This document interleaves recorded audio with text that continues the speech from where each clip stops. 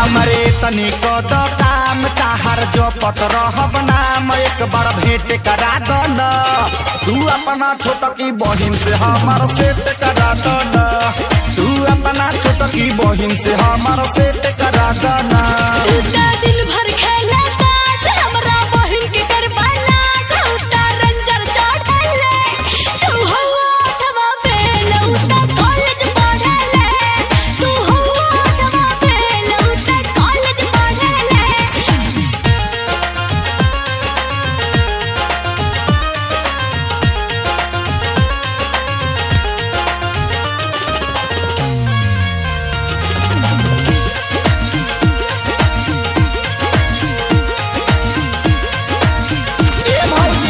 उमड़ल जवानी लेके घूमेली राह में कहिए से मुँह तनी उनका हो डाह में।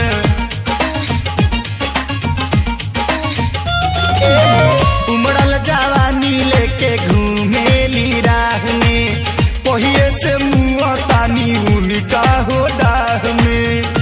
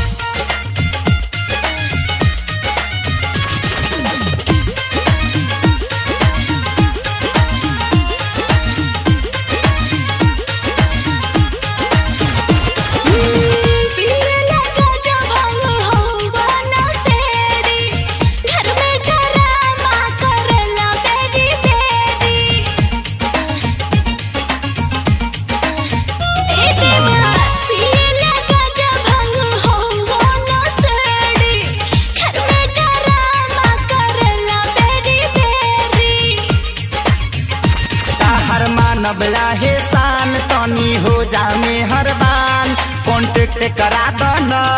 तू अपना छोटकी बहिन से हमार सेट करा दो न। तू अपना छोटकी बहिन से हमार सेट करा दो न। ए भौजी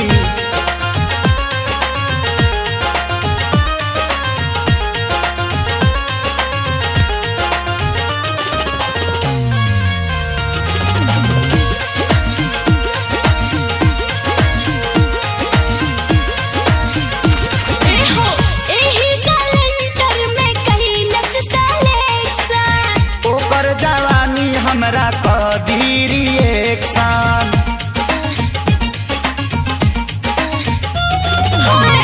एही सिलेंडर में कहिलस सिलेक्शन। ओकर जवानी हमरा कदीरी एक शान। कृष्णा वाला परेशान सस्ता लेके उ सामान खूबे फैशन करेले। तू हो 8वां फेल उता कॉलेज पढ़ले। तू हो 8वां फेल उता कॉलेज पढ़ले। तू दिन भर खेला ताश हमरा बहिन के करवाना उता रंजर चढ़ले।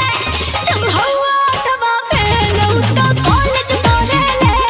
तू अपना छोटकी बहिन से हमार सेट करा देना। तू हो 8वां फेल उता कॉलेज पढ़ले। तू अपना छोटकी बहिन से हमार सेट करा देना। सुना ना भौजी।